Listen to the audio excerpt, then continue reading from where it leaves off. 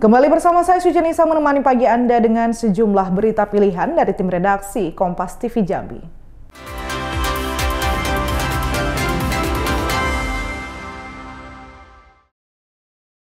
Beralih ke informasi lainnya, tim Reskrim Polsek Kota Baru menangkap pelaku curanmor di kediamannya di Kelurahan Bagan Pete, Kecamatan Alam Barajo, Kota Jambi.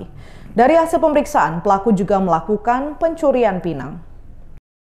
Tim Reskrim Polsek Kota Baru menangkap pelaku curanmor di kediamannya di Kelurahan Bagan Pete, Kecamatan Alam Barajo, Kota Jambi. Dari hasil pemeriksaan, pelaku juga melakukan pencurian pinang. Pengungkapan kasus berawal dari penyelidikan tim Opsnal Polsek Kota Baru terhadap kasus pencurian sepeda motor di Perumahan Permatalen, Kelurahan Bagan Pete pada akhir September lalu.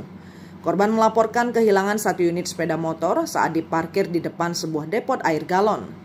Saat kembali dari mengantar air, motor tersebut sudah tidak ada lagi di tempat. Kerugian dialami korban diperkirakan mencapai 10 juta rupiah. Dari hasil penyelidikan, polisi berhasil mengidentifikasi pelaku utama bernama Heri Irawan alias Kopet, warga Jalan Lingkar Barat 2, Kelurahan Bagan Pete yang kemudian berhasil ditangkap di rumahnya tanpa perlawanan. Rekan pelaku yang diketahui bernama Onyeng masih dalam pengejaran dan masuk dalam daftar pencarian orang atau DPO. Awal kejadian ini untuk motor itu awalnya pemilik itu mengisi galon air di depot air minum, kemudian ditinggal sebentar, kemudian ketika pemilik hendak mengambil motornya sudah hilang.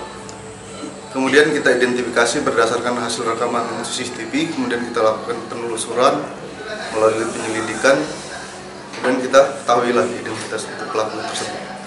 Oke, oh berarti ada 2 kasus Bang, motor dan pinang ya? Motor dan pinang. Nah, kalau pinang itu sendiri sudah memang selalu mencuri pinang atau seperti apa Bang? Dia memang itu Bang, mana ketemu aja? Belum ketemu. Untuk yang dicuri itu spesialis rumah juga, kebetulan sudah pernah juga membongkar. Yang bersangkutan untuk temannya masih dalam.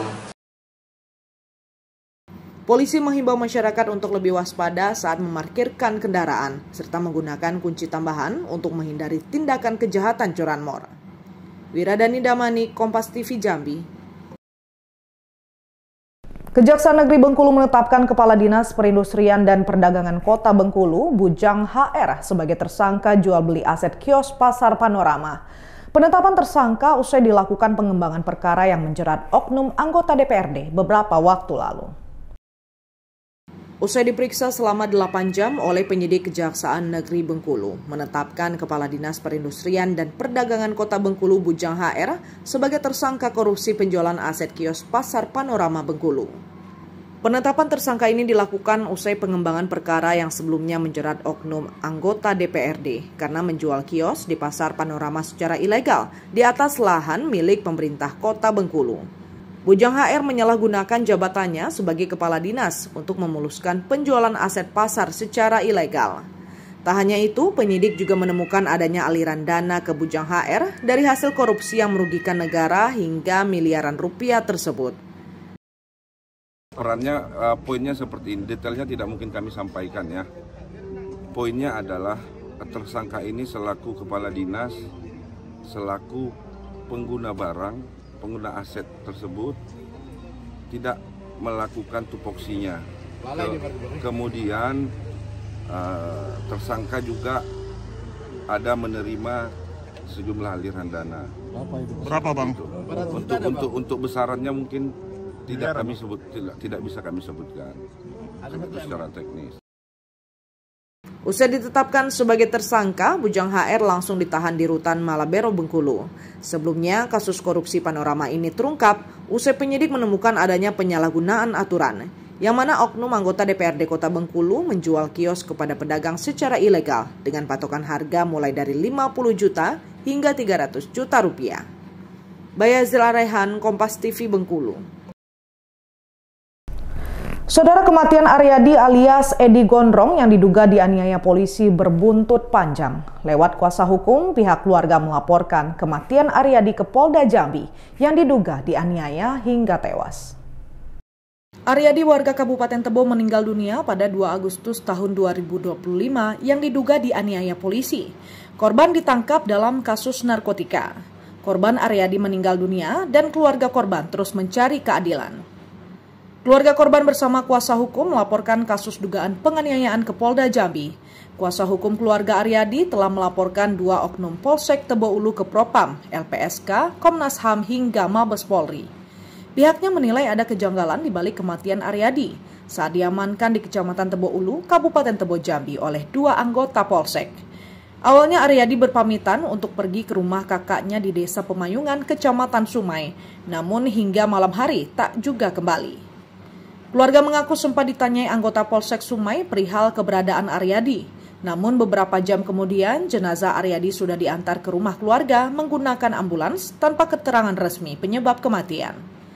Saat dimandikan, keluarga menemukan banyak luka mencurigakan. Mulai dari bekas tembakan di kaki, lebam di wajah, luka di leher, kepala pecah, gigi patah, hingga pergelangan tangan yang diduga bekas borgol. Kejanggalan tersebut dilaporkan Rabu lalu ke Polda Jambi. Kita memberikan surat tembusan laporan tindak pidana umum yang dilakukan oleh anggota Polsek Tebo Ulu yang terhadap kematian Aryadi.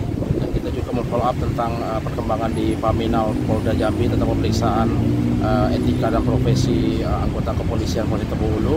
Yang sampai saat ini info dari Paminal, mereka sedang melakukan pemeriksaan dan hasilnya akan disampaikan kepada pihak korban melalui kami.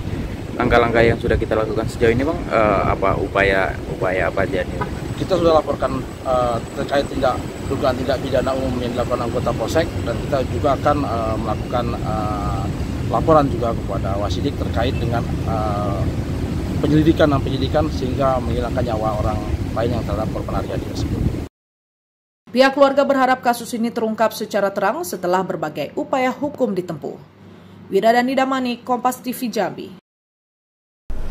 Saudara, polisi mengungkap motif pembunuhan Henry Gusrianto yang tewas ditikam oleh 2 pelaku yang merupakan mantan adik dan kakak ipar korban.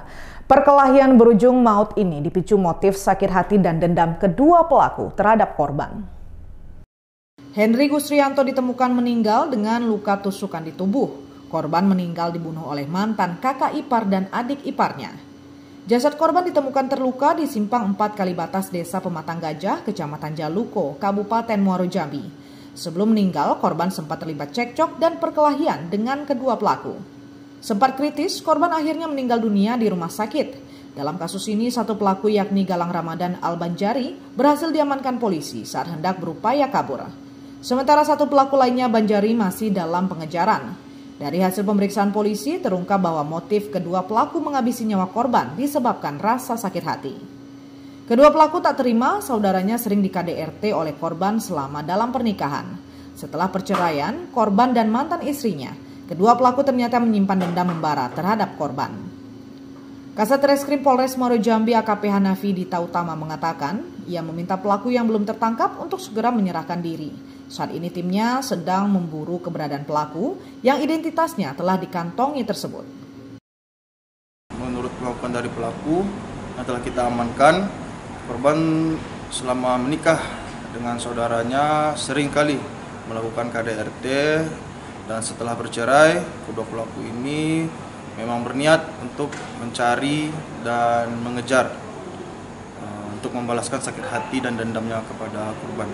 Kami juga sudah berkoordinasi dengan keluarga dari pelaku agar pelaku dapat secara baik-baik menyerahkan diri, karena untuk yang pelaku pertama masih ada hubungan saudara dengan pelaku yang sedang kita cari ini yang sudah kami amankan. Kami berharap agar berkenan untuk segera menyerahkan diri ke kepolisian. Korban yang merupakan warga Kelurahan Sungai Putri, Kecamatan Telanepura, Kota Jambi itu tewas dengan 9 luka tusukan senjata tajam di tubuhnya. Polisi mengamankan 2 unit sepeda motor milik korban dan pelaku sebagai barang bukti. Tim Liputan Kompas TV Jambi. Kerusakan jembatan di Kelurahan Rano, Kecamatan Muaro Sabak Barat, Kabupaten Tanjung Jabung Timur, Jambi dikeluhkan oleh pengguna jalan. Kondisi jembatan dengan lantai yang terbuat dari lempengan besi cukup memprihatinkan. Kerusakan jembatan di Kelurahan Rano, Kecamatan Muaro Sabak Barat, Kabupaten Tanjung Jabung Timur dikeluhkan oleh pengguna jalan.